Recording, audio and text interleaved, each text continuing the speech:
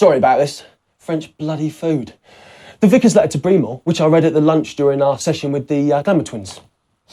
The Vicarage, Winterbourne under Lyme, Wilts. Dear Mr. Breamore, I'm assuming that the spelling mistake was deliberate. I am in receipt of your unsettled and unsettling letter in which you inform me of your decision to sell my publishing catalogue to BGM. It may seem surprising to some that you did not choose to tell me this news personally, or not. I suspect that my riposte, which is that this catalogue is not yours to sell, will not surprise you.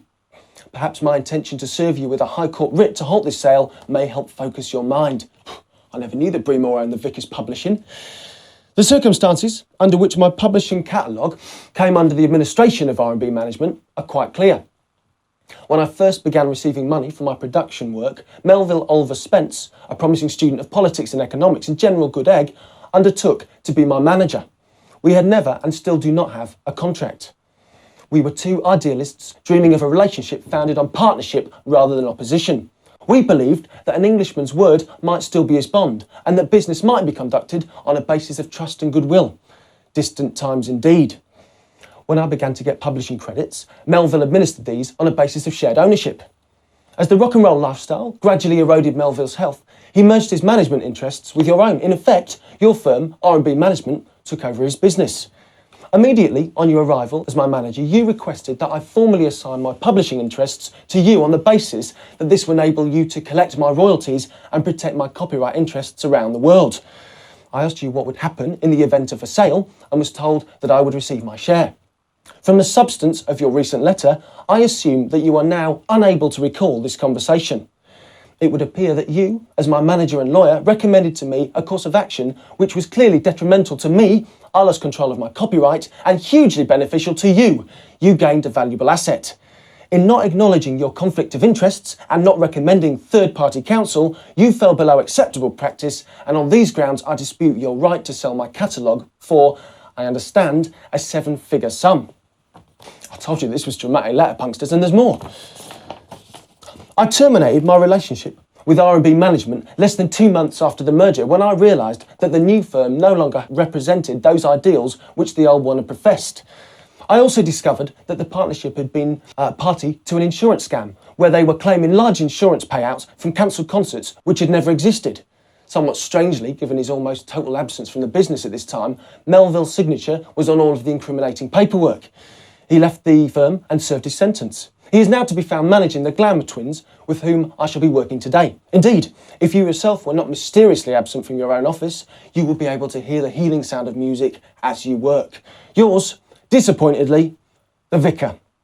Postscript. Might I also take this opportunity to point out that my publishing royalties for the last 2 accounting periods remain overdue, apparently due to a shortage of funds, despite the fact that you have continued to pay yourself numerous large fees far in excess of my pitiful royalties. CC, Stan the Barista, the office staff at R&B Management, Punk Sanderson, Music Week, Rolling Stone, Billy G, the Queen's Equerry.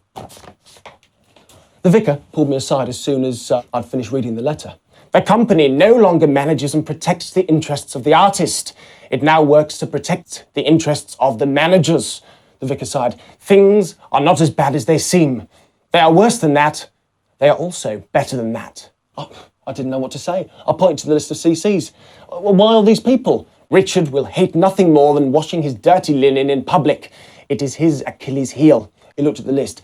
Stan the Barista runs a small coffee stand across the road, so you can hand him his copy while ordering yourself an excellent cappuccino. He ran his finger down the rest of the list. I have no idea if the Queen's Equerry is the right person, but hopefully nor has Richard the Bee.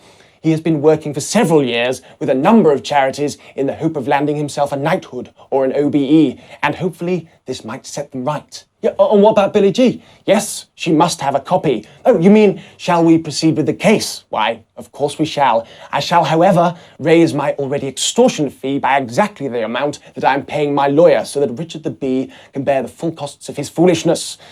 This is all a power play because of his loss of face last night.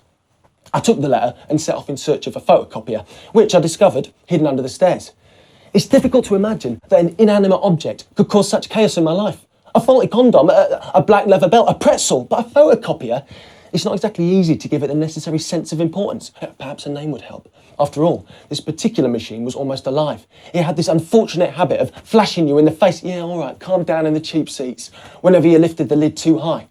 Let it therefore, by punkclamation, be known as the Dragon Under the Stairs. But all this drama is for the future. I made 20 copies and returned to the studio. It's difficult to believe, but this rollercoaster of a day was not yet over. It had a whole nother act left to come. For as I walked in the studio, I was greeted not by the pretty boys, but dramatic pause while the camera pans around the room. The sinister music kicks in, cue general sounds of booing, hissing and spitting from the children in the audience, by Malvolio, Melville Olverspence himself. And now, back to the important business. That boy's not good. He's got ears the size of deer face, broken nose and a twisted face, with a voice that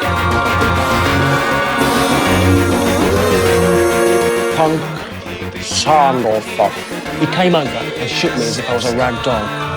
You look so much better with the makeup on. It was almost worth being fired by the vicar in order to see you with that gorgeous girl in makeup. Hello, Emma. Welcome to Japan. I have an important question for you.